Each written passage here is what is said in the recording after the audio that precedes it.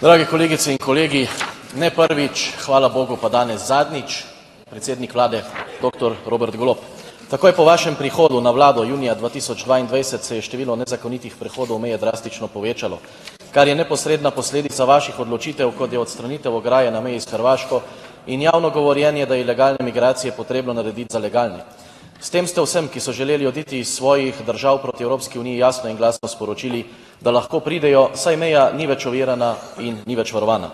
Odstranili ste 28 km rezilne žice in 114 km panelne ograje, s čimer ste dejansko odprli vrata nezakonitim migrantom in ogrozili varnost naših državljanov, ki se dnevno soočajo s kriminalom, ki ga ilegalci počnejo.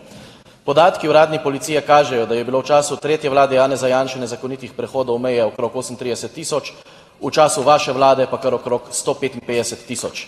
To ni naključje, temveč je rezultat vaše politike, ki privilegira tujce, ki nezakonito vdirajo v našo državo pred interesi lastnih državljanov, v ozadju pa se izvaja velika strategija islamizacije Evropske unije in uvažanja novih volivcev levih političnih strank. Pri tem pa je nadvse šokantno tudi finančno breme, ki ga vaša vlada nalaga Slovenkam in Slovencem. Urad za oskrbo in integracijo migrantov je od svojega nastanka leta 2017 pa do danes porabil 216 milijonov evrov. Pazite zdaj to. Od svoje ustanovitve do začetka vaše vlade je v 7 letih porabil 31 milijonov evrov.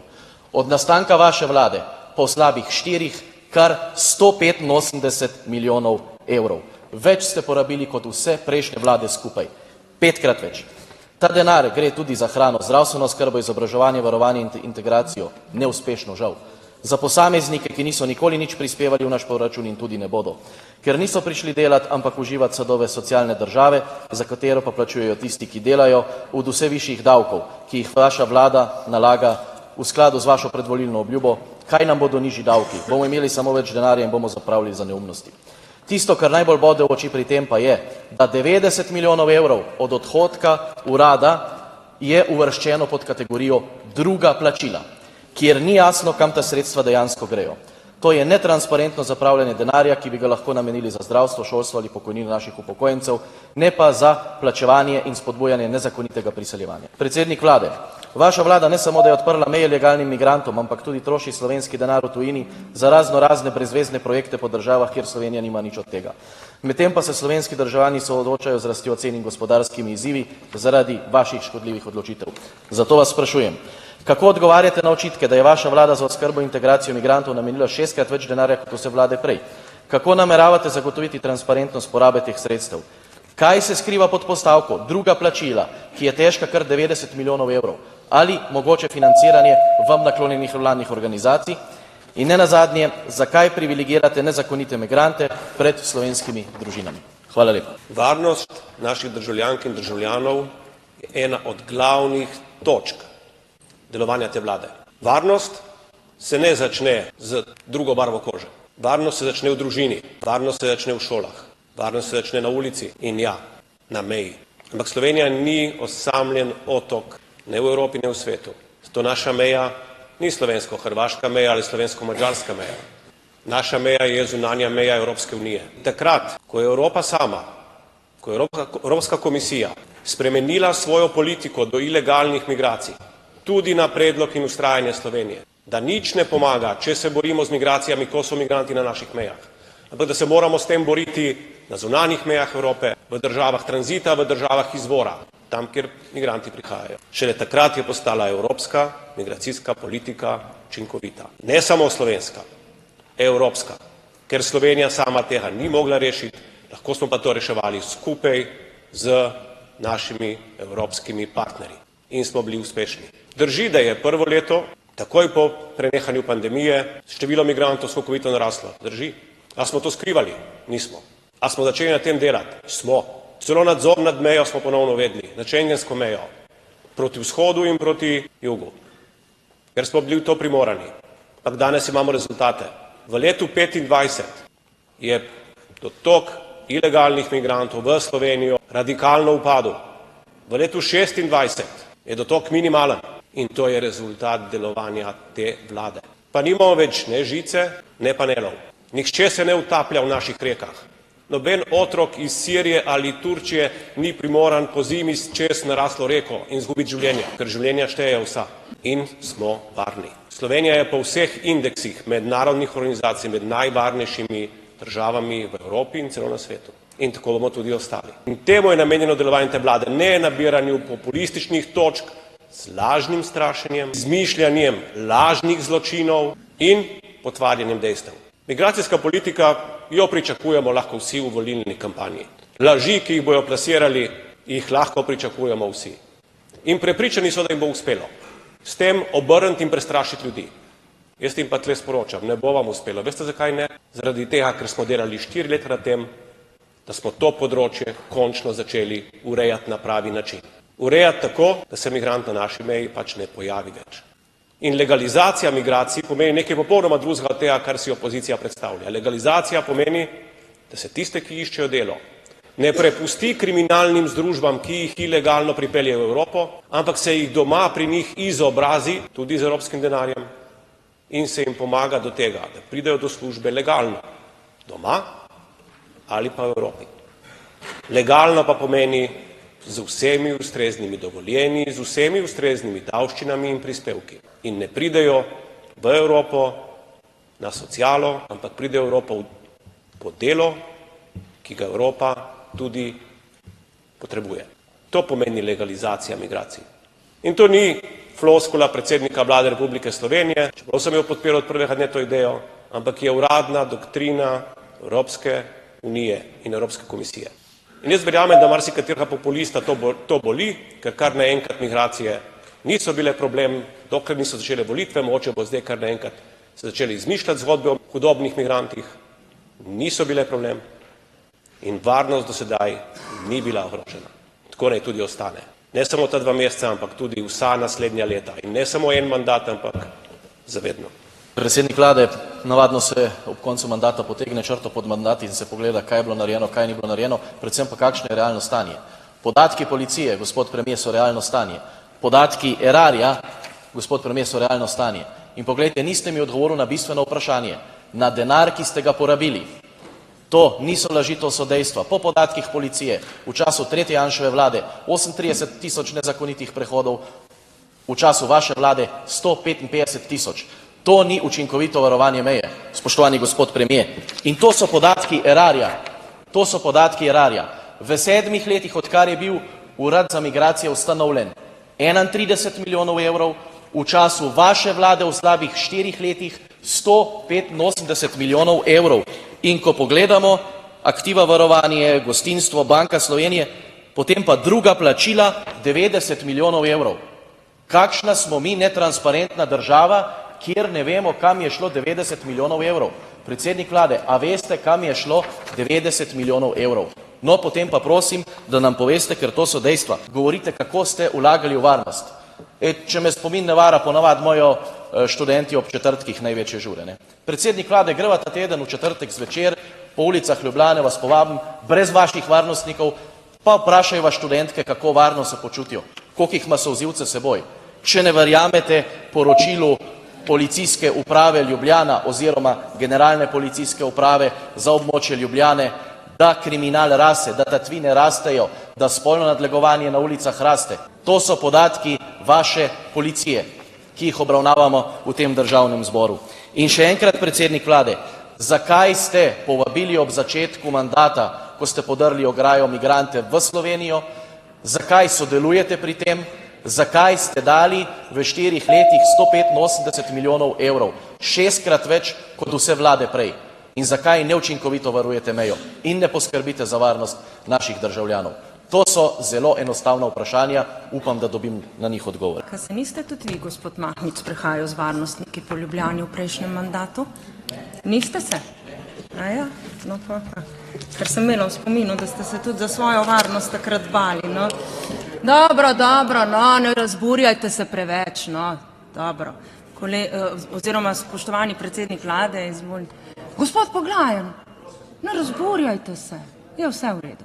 Jaz sem prepričan, da hodim po Ljubljani ob vseh možnih urah več kot vi, gospod Mahnič. Ampak ne glede na to, to ni vprašanje danes. Čutek varnosti je tisto, kar je pri človeku ena najpomembnejših stvari. Mogoče občutek svobode, edini, ki je bolj pomemben. Zato smo se z varnostjo ukvarjali na vseh področjih. Zato smo tudi sprejeli Šuterjev zakon. Zaradi varnosti smo sprejeli zakon, ki je kaj naredil prvič v zgodovini? Začel posegati na področje orožja. Prvič lahko policija učinkovito odvzame orožje nekomu iz avtomobila ali iz stanovanja. Tu se začne varnost, ne pri nakladanju. A ste videli, kljub posmehovanju, koliko je bilo orožja, ki so ga občani prinesli na policijo do konca januarja? Ste videli, koliko je bilo avtomatskih pušk, bomb, min in ostalega strelnega orožja? Tu se začne varnost. Kar se pa tiče denarja, če bi se kdo želel poglobiti v to, bi lahko ugotovil, da imamo dve kategoriji prosilcev za pomoč. Azilante in njihovo število pada izrazito in je prišlo skoraj na minimum. In imamo nesrečne Ukrajinke in Ukrajince. Sklep o tem, da bomo sprejemali begunce iz Ukrajine, je bil sprejet pred našo vlado. Nisem imel niti sekunde oklevanja, ali ga bomo izvrševali ali ne. Seveda smo ga, ker so potrebovali pomoč. In za njih gre večina tega denarja. Ampak ker že želite, da delam razliko in jaz te nisem hotel delati, velika večina tega denarja, o katerem govorimo, gre za pomoč 12.000 in več ukrajinskim otrokom, materam in zelo malo je med njimi moških, ki so se zatekli pred vojno v Slovenijo. Tu imate vaš odgovor. Do tega bi lahko prišli sami, če bi resno mislili, da vas zanima, kako investiramo v varnost. Ja, in nobena stvar ni zastonj. Včasih je treba tudi investirati in tudi v varnost investiramo. Spoštovana poslanka, najprej vam odgovor, ne, zdaj očitno ste me z nekom zamenjali, jaz nisem hodil z varnostniki, nikoli jih nisem imel po Ljubljani, je pa res, ne, da vi hodite celo po veselicah z varnostniki, tako da ne vem, kdo se koga boji, v Sevški dolini ste bila z varnostniki. Gospod premier, kar se tiče Ukrajincev, leta 22 milijonov, 23 38 milijonov, 24 37 milijonov, lani 35 milijonov. Se pravi, zopet ne drži. Zopet ne drži. Ne? Kaj so druga plačila? Tudi če Ukrajince odštejemo, ostane še približno 60 milijonov evrov, ki ste jih vi namenili za ilegalce v manj kot 4 letih vašega mandata. In če vzamemo, da prej Ukrajincev ni bilo, je šlo za ilegalce pa v 7 letih 31 milijonov. Se pravi, dvakrat več ste dali in v manjšem časovnem razponu. Ko govorite, kako se niža, gospod premier, število prosilcev za azil, tukaj je uradni podatek Evropske unije. Slovenija je po številu prosilcev za azil na 1000 prebivalcev v samem vrhu Evropske unije. Veste, s katero državo smo enaki? S sosednjo Republiko Italijo. Pa veste, kakšno je tam stanje na Lampedusi.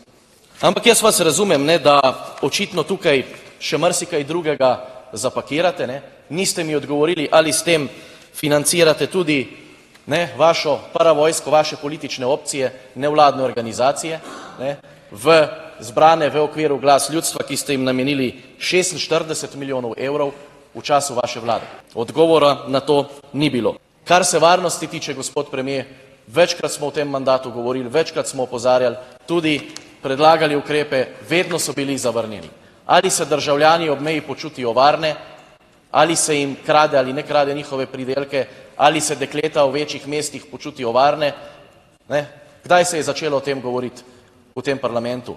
Tudi z vaše strani. Takrat, ko so problemi prišli v glavna mesta. Sej dokler je bilo na podeželju, vas ni zanimalo. Da pa ne bom samo kritiziral, bom pa tudi ponudil rešitve in če nam bo v Slovenski demokratski stranki dano in verjamem, da nam bo, jih bomo tudi udejanili. Tem nevladnikom bomo zaprli pipice, ta denar dali gasilcem, tistim, ki se zbirajo denar za otroke, da lahko grejo v tujino se operirati, jamarjem, reševalcem, planincem in ostalim, ki nekaj koristnega delajo za to državo. Kar se pa migracij tiče, pa je rešitev enostavna. Ustanovili bomo urad za deportacije z enim zaposlenim, 2 pomočnikoma, 2 avtobusoma in pa 20 policijskimi specialci in vsi, ki so v tej državi ilegalno prestopili prag naših meja, bodo pač morali oditi nazaj v skladu z uredbami, ki jih imamo. Ne bom pa predlagal razprave, ker itak na naslednji redni seji Robert Golob ne bo več predsednik vlade.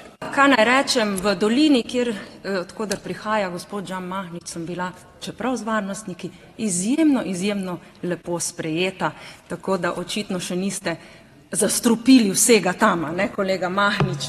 Tako da sem prav zadovoljna, no, postopkovnega predloga. Smo zelo gostoljubni, dobrodošla še kdaj. Ja, no, hvala lepa, saj vas ni zraven, tako da takrat ljudje povedo resnico. Torej, imamo zdaj že drugega poslanca, prej Eva Irgl, SDS, Žan Mahnič, SDS. Lažete v eter in to je groba kršitev etičnega kodeksa poslancev.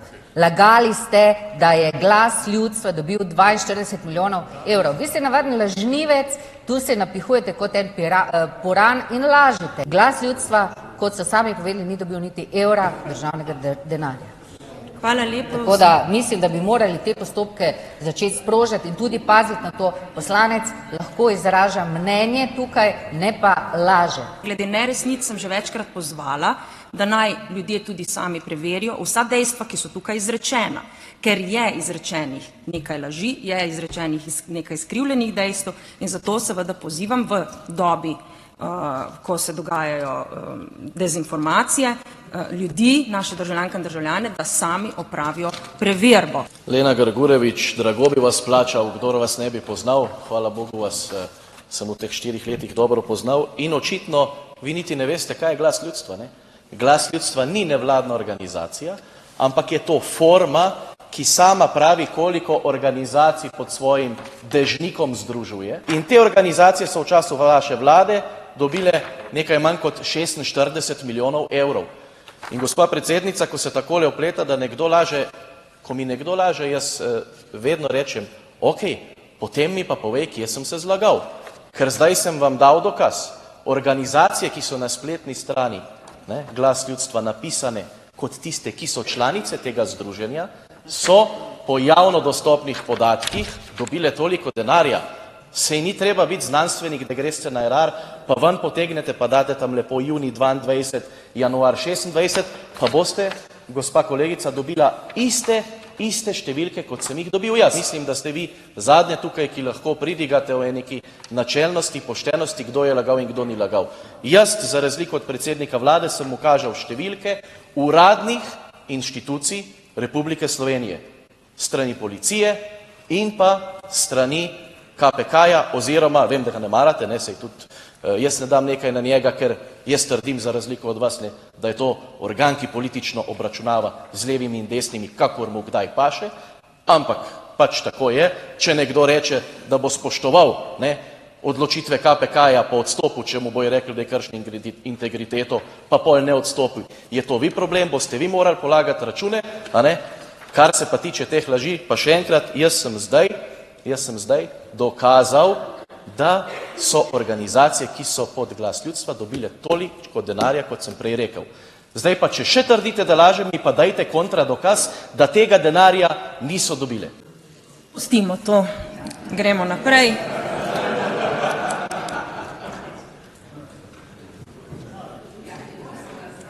Pustimo to zdaj, gremo naprej. Jaz sem svoje povedala.